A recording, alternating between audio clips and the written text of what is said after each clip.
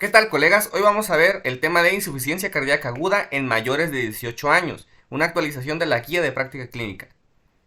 En cuanto a la definición de insuficiencia cardíaca, sí, nada más, insuficiencia cardíaca es el síndrome clínico complejo con síntomas y signos característicos causados por una capacidad deteriorada de uno o ambos ventrículos para bombear a una presión normal debido a un trastorno cardíaco estructural o funcional. Aquí cobra importancia la diferencia entre estructural y funcional, porque si es funcional, el manejo normalmente va a ser pues farmacológico, intervencionista, pero si es estructural, pues suele ser más complejo y requiere un tratamiento más específico, como en el caso de las cardiopatías. Específicamente de la definición, estas son las cosas más importantes.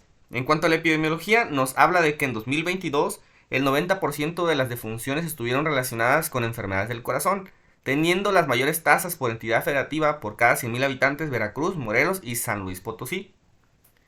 En cuanto a los factores de riesgo para insuficiencia cardíaca, el principal es el síndrome coronario agudo, seguido de hipertensión arterial, arritmias cardíacas y falto de apego al tratamiento. Obviamente, otros más que también son importantes es tabaquismo, disfunción renal y embarazo, pero quiero que nos acordemos de síndrome coronario agudo como el principal factor de riesgo para insuficiencia cardíaca. Dentro de las etiologías subyacentes de la insuficiencia cardíaca, la más frecuente fue enfermedad arterial coronaria en un 56%. Y esto parece exagerado, pero sí, o sea, duplica la segunda causa, que es enfermedades valvulares cardíacas. Y la tercera causa, que sería miocardiopatía. Ni sumando estas dos, podrían llegar a la causa más frecuente, que es enfermedad arterial coronaria. Por lo tanto, es súper importante recordar ese punto.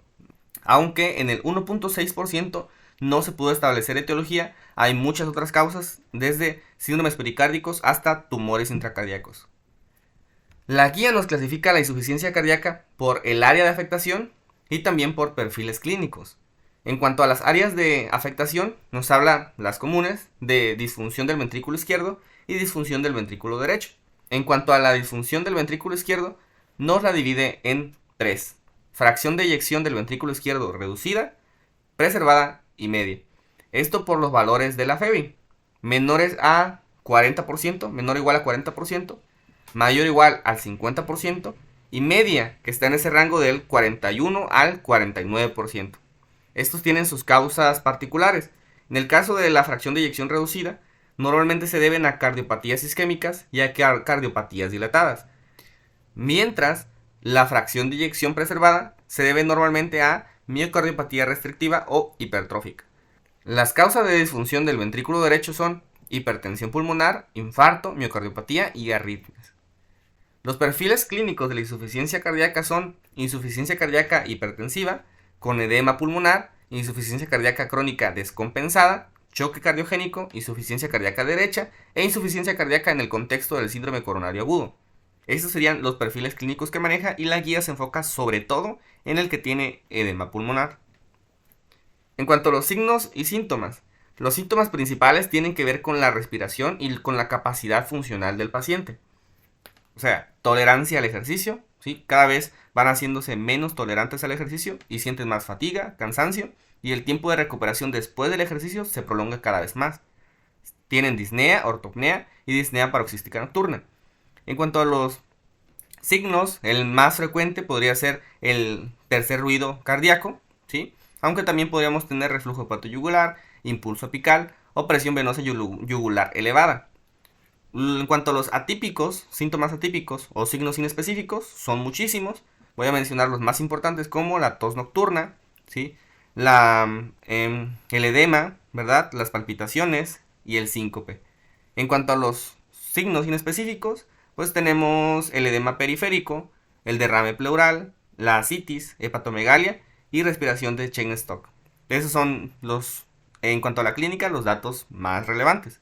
Pero lo recordamos normalmente mejor con los criterios de Framingham en cuanto a la insuficiencia cardíaca. Los criterios nos hablan de mayores y menores. Mayores, los que vimos de precisamente los típicos: disnea paroxística nocturna y ortopnea, distensión venosa yugular, tercer ruido y reflujo hepatoyugular. Criterios menores: edema malular, disnea de esfuerzo, tos nocturna, hepatomegalia y derrame pleural. Esos son como los más característicos, los más preguntables y también los más frecuentes que llegan a urgencias. Para el diagnóstico, requiere la presencia de 2 mayores o un mayor y 2 menores. Pero para hacer el diagnóstico ya efectivo de insuficiencia cardíaca, tenemos el contexto de un paciente. Un paciente que quizá tenía insuficiencia cardíaca crónica y se descompensó, o un paciente que repentinamente llega con edema agudo pulmonar. El diagnóstico de insuficiencia cardíaca aguda entonces va a ser establecido de esa manera, definiendo insuficiencia cardíaca aguda como el inicio súbito de signos y síntomas relacionados con disfunción cardíaca que condiciona disminución de la perfusión de los órganos principales, que puede presentarse de primera vez o como exacerbación de la insuficiencia cardíaca crónica, aunado por supuesto a factores de riesgo. En estos pacientes vamos a solicitarle péptido natriurético cerebral y pro-BNP para la sospecha de insuficiencia cardíaca aguda. ¿Qué niveles nos van a confirmar la enfermedad? Cuando tengamos un BNP mayor de 100 y cuando tengamos un pro-BNP mayor de 300. Esto confirma la enfermedad. El caso contrario descarta la enfermedad, y esto es importante porque en un caso clínico que vino en mi ENAR me ponían a diferenciar entre diferentes patologías, y el punto importante era que la pregunta se enfocaba en cuál era la etiología menos probable, y me mencionaban los valores de BNP y proBNP. En este caso, si eran, como estaban en el caso, menores a 300 y menores de 100, la opción correcta de menos probable era insuficiencia cardíaca aguda. Entonces puede ser al revés, ¿sale? Que nos pregunten los valores para confirmar la patología o nos pregunten los valores para descartarla. Una alternativa al BNP y al proBNP es el ProANP, que básicamente es la región media del propéptido natriurético auricular. Este también se puede usar en pacientes con sospecha de insuficiencia cardíaca.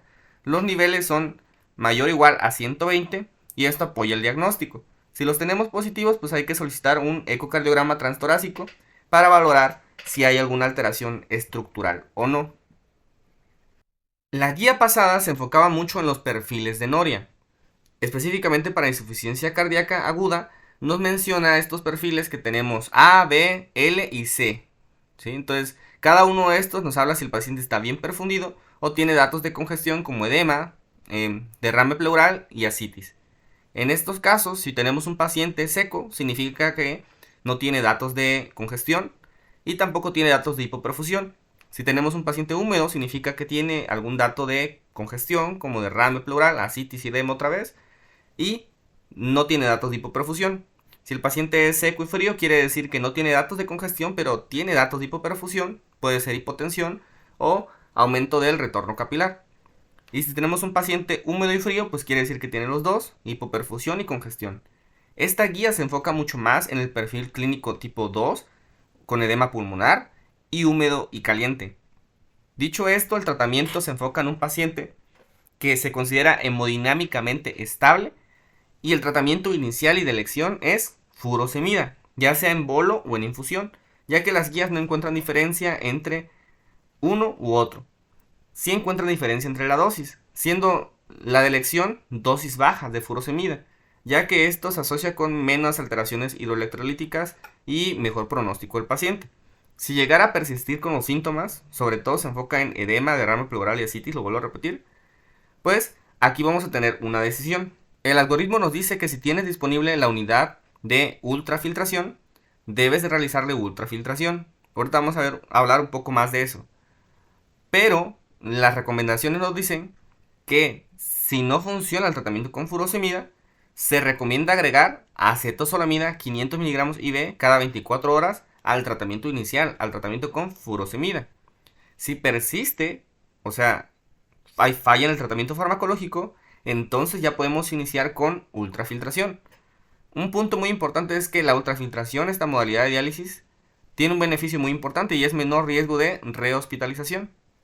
Otro dato es que si en algún momento del tratamiento con furosemida o acetosolamida el paciente mejora los síntomas, entonces hay que mantener el tratamiento. Si nosotros vamos a requerir alguna modalidad de ventilación, se recomienda el uso de ventilación mecánica no invasiva, debido a que esto reduce la necesidad de intubación endotraqueal. Específicamente, ¿qué modalidad? La de presión positiva. Esa es la que reduce la necesidad de intubación endotraqueal. Obviamente tiene sus indicaciones, pero la guía es muy puntual en cuanto a la evolución clínica, que se recomienda el uso de ventilación mecánica no invasiva, específicamente la presión positiva, ya que reduce la necesidad de intubación endotraqueal. Continuando con el tratamiento, hablemos un poquito de la ultrafiltración. Esta es una modalidad de diálisis que consiste en la eliminación de agua y solutos a través de la membrana semipermeable. Se puede utilizar en pacientes con insuficiencia cardíaca descompensada con sobrecarga de volumen a pesar del tratamiento diurético máximo. Entonces es, por así decirlo, la opción que sigue después del tratamiento farmacológico. Las ventajas, según la Sociedad Española de Cardiología, es que pues, es por acceso venoso periférico, ¿sí? Que hay poco riesgo de hipotensión, sin alteraciones hidroelectrolíticas, sin empeoramiento de la función, disminuye el peso y disminuye el uso de diuréticos a altas dosis y en varias combinaciones. No hay diferencia significativa entre usar ultrafiltración de alta remoción o de baja remoción, siendo la de alta de 200 mililitros y la de baja de menor de 200 mililitros. Tampoco hay diferencia en los pacientes que tienen fracción de eyección reducida y preservada. Tampoco en los pacientes que tienen fracción de eyección media. Por lo tanto, es útil para cualquiera de los tres perfiles de disfunción del ventrículo izquierdo. Estos son los datos más importantes en cuanto a la ultrafiltración.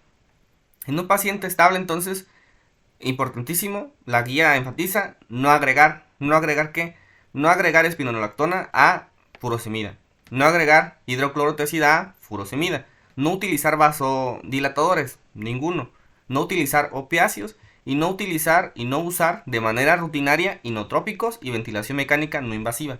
Esto es importante. Los últimos dos es no utilizar y no usar sí, pero de manera rutinaria. Si tenemos un paciente que requiere inotrópicos, pues se va a usar. Si requiere un paciente que requiere ventilación mecánica no invasiva, pues también se va a usar. Esto es lo que les decía del algoritmo. Un paciente con insuficiencia cardíaca diagnosticada por nuestros marcadores, hay que realizarle un eco transtorácico. Si este tiene alguna alteración estructural, pues ya requiere una referencia a la especialidad correspondiente, ya sea cardiopedia, cirugía cardiotorácica, etc. Si tiene insuficiencia cardíaca, hay que valorar si tiene estabilidad hemodinámica. Si no la tiene, normalmente se va a unidad de cuidados intensivos. Si sí la tiene, pues hay que administrar furosemida como fármaco de primera línea. Si hay buena respuesta, hay que mantener el tratamiento. Y si no, se recomienda la ultrafiltración si está disponible. Si no está disponible, acetosolamida, si hay respuesta clínica, mantener el tratamiento. Y si no, pues referencia a una especialidad correspondiente. Esta es la disyuntiva que les decía de la ultrafiltración. Pero yo me voy por las recomendaciones y sí le daría furosemida y luego acetosolamida. Y si hay falla en el tratamiento, ultrafiltración.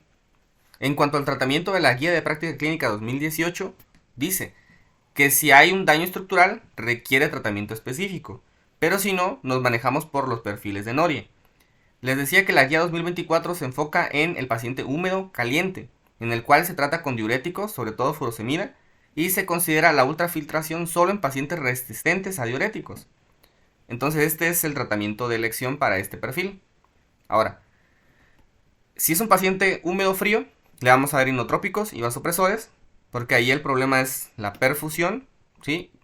Y es lo que más nos compete en ese momento. Si tenemos un paciente seco y caliente, en este caso le vamos a dar ajuste de dosis de fármacos, porque seguramente ese fue el problema, el mal apego. Y si tenemos un paciente seco y frío, hay que darle soluciones, porque lo que más nos interesa es la perfusión también, pero la reposición de volumen va a compensar eso. Entonces, pues obviamente con balance hídricos, ¿de acuerdo? Correctos, pero se maneja con volumen. Eso sería el tratamiento de insuficiencia cardíaca, el diagnóstico y tratamiento de insuficiencia cardíaca en los pacientes mayores de 18 años. Si les sirvió el resumen y el video, pues los invito a que le den suscribirse, que sigan viendo los videos, porque voy a estar subiendo videos cada semana, que le den compartir y pues aquí nos vamos a estar viendo e interactuando. Me gustaría leerlos para ver si quieren que suba algún otro video, para que lo prepare dentro de la semana, haciéndome espacios entre mi trabajo y el estudio para el ENAR. Y mucho éxito. Que la fuerza los acompañe.